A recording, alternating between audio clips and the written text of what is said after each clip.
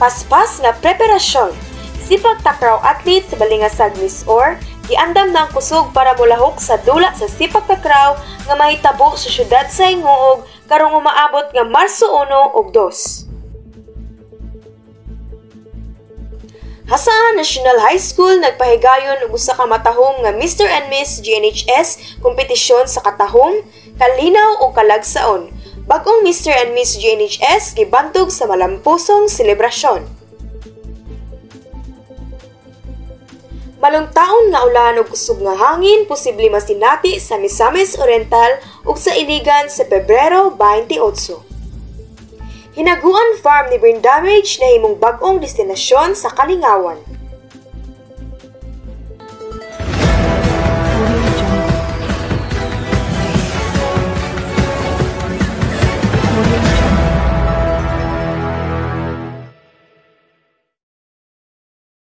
Nescafe Original na ay isog nga naay dugang kape nga kape.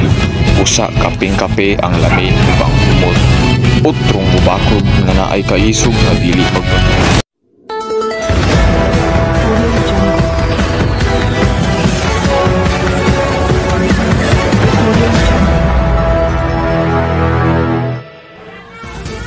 Live gikan sa Hasaan Senior High School. Ang inyong kasaligan sa mga tinubdan o sa mga labing bag-ong balita sa atong lalawigan. Sidlak Miss Or.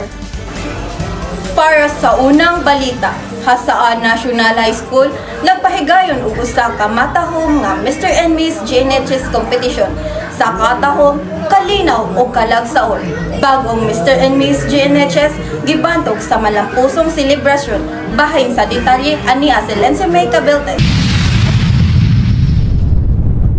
Mayong hapon, Dia Shirley, o mga kahigalaan. Nagpadayon ang Mr. and Miss GNHS 2025. Usa ka kalihukan kada tuig diri sa Hasaan National High School.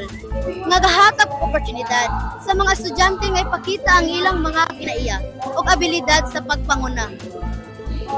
Ang mga kandidato nagpakita sa ilang pagkamaayo sa pag-atiman sa komunidad o pagdala sa ilang kaugalingon sa atubangan sa publiko. Ang Mr. and Miss GNHS 2025, usa ka selebrasyon sa mga estudyante nga naay salig sa kaugalingon o personalidad sa mga estudyante. Padayon na sa pagtutok sa atong balita sa kalihukan ug sundan kini hangtod sa kalampusan. Kita-kits mga kasidlak, kini si Lency Jane D. Cabertes para sa Sidlak Miss Or. Paspas nga preparasyon. Sipag takraw athlete sa balingasag Miss Or, giandam na ang kusog para mulahok sa dula sa sipag takraw nga mahitabo sa syudad sa Hinguog karong umaabot nga Marso 1 ug 2. Para sa ubang detalye, ania sinatibidad. Mayang buntag mga kasilak, karon aniya kita sa lungsod sa balingasag Misamis Oriental para masaksiyan ug masinati ang mga preparasyon ug ensayo nga ginabuhat sa mga mandudula sa sepak takraw karong umaabot nga Marso 1 hangtod sa 2.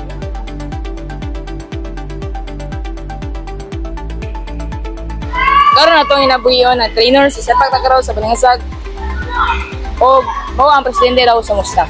Sir, may hapon? May hapon sab. Ako sa Federico Talandang, atong presidente sa Misamis Oriental Sipak Takraw Association Federation. Sir, unsa nga mga pagpangandam ang inyong ginabuhat para sa pagpreparan ninyo sa torneo nga inyong pag-apilan? Sa karon piki kayo ang mga maong pagpangandam gumikan kay ulahi kami nasayod sa maong invitasyon. Apan pinagisab sa atong mga kooperasyon sa players, nakurom kami og adunay duha ka rigo nga kakategori nga atong apilan. Ang babae nga high school 17 under ug ang elementary nga 12 under. Og ang among gibuhat karon mao ang unang-una adunay training nga nagsugod pa lang niadtong Lunes tungod lagi sa katiki. Apan nang hinawat ako nga pinagi sa kooperasyon sa mga players o sa pagdisiplina. Kay disiplina gid ang number 1 nga instrumento sa kadaugan. Disiplina o pagbaid sa mga skills. mao kana ang among gikinahanglan o ang karon ready na ang atong mga players uban usab sa pagpanugot sa ilang mga ginikanan.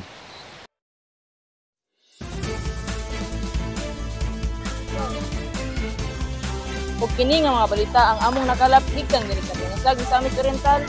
Kini ang Sidlak Miss Or, balik ang imong Sara. Mga balita nga atong atngan. Hinaguan Resort ni Brendamage na imong bag-ong destinasyon sa Kalingawan. Kana inyong masayran sa pagbalik sa Sidlak Miss Or.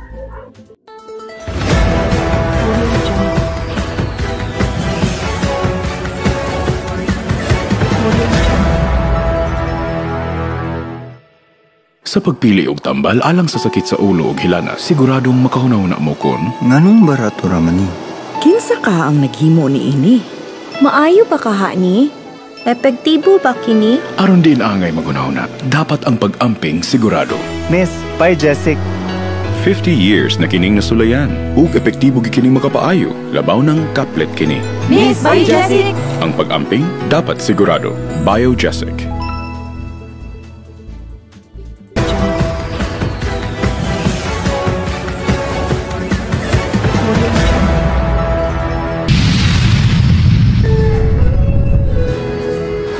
Hinaguan Farm ni Brendamage na imong bag-ong destinasyon sa Kalingawan. Ania si Joros Pakulan para sa ubang detalye. Mayong buntag mga kasidlak, ani kita karon sa Hinaguan Farm para masaksihan ang kaanyag sa lugar na bagong destinasyon sa Kalingawan. Ali, ubari ko ninyo ni ining lugar. Nakita mo na ba ang mga bagay na dapat mong makita? Nagawa mo na ba ang mga bagay na dapat mong ginawa? Mayong buntag mga kasidlak, ani kita karon sa Hinaguan Farm para masaksihan ang kaanyag sa lugar na bagong destinasyon. Kamusta mga karon Brendamage o kamusta o unsa may magkabisihan ni ining lugar? Okay ra gyapon, adlaw-adlaw mo ra akong daily routine maglimpyo, magpasok diri og magbunyag sa akong mga kanang tanom. Uy, ikaw kumusta man ka diri? Oh, ra gyapon wala. Daily routine naman din pag wala ko'y racket o wala ko'y lakaw, nara ko permanente dinhi para mag-asikaso sa akong mga tanom. Kamusta man atong farm karon Madam Brenda? Okay ra gyapon siya. Nagyapon, alive and kicking pa rin. Kakater gyapon mig mga customers and still under development siya. And we have new facilities now. We have our event hall or function hall for any event or occasion. So pa rin pag may mga kung ano-ano din nga pwede i-con about sa mga occasions or events. Salamat Madam Brendamage.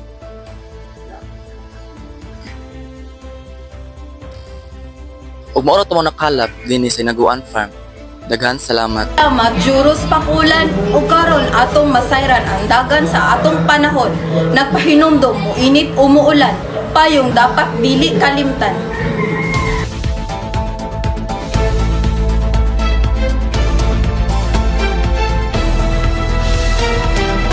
Naay posibilidad nga muulan, mukulog ug muhangin og kusog sa Pebrero 28, 2025 sa lalawigan sa Misamis Oriental. Kalakipan niini ang syudad sa Cagayan de Oro, lungsod sa Taguluan, Hasaan ug Lanao del Norte sa Iligan, nga posible nga kusog nga ulan ang ilang matagamtaman sa adlaw nga Biyernes, Pebrero 28. Samtang sa Bukidnon, makasinati lang og makadyot nga pag-ulan sa Pebrero 28, 2025. Para sa syudad sa Cagayan de Oro, adunay 31 degrees Celsius ug 24 degrees Celsius nga temperatura ang ilang masinatian. Ang Taguluan, adunay 31 degrees Celsius ug 24 degrees Celsius nga temperatura. Para sa Hasaan, adunay 27 degrees Celsius ug 22 degrees Celsius nga temperatura. Lanao del Norte sa Iligan, adunay 32 degrees Celsius ug 31 degrees Celsius nga temperatura. Ug ang Bukidnon, adunay 24 degrees Celsius ug 17 degrees Celsius nga temperatura. Sa buntag ug gabii, ako si Marlene J. Cabingas nga nagpahinumdum. Muinit man o muulan, payong dapat dili kalimtan. Ug mao kana ang mga balita nga among nakalap karong adlaw. Utro, ako si Sarah Faith Lucero, Taan Shirley Mee Okope. Kini ang Sidlak Miss Or.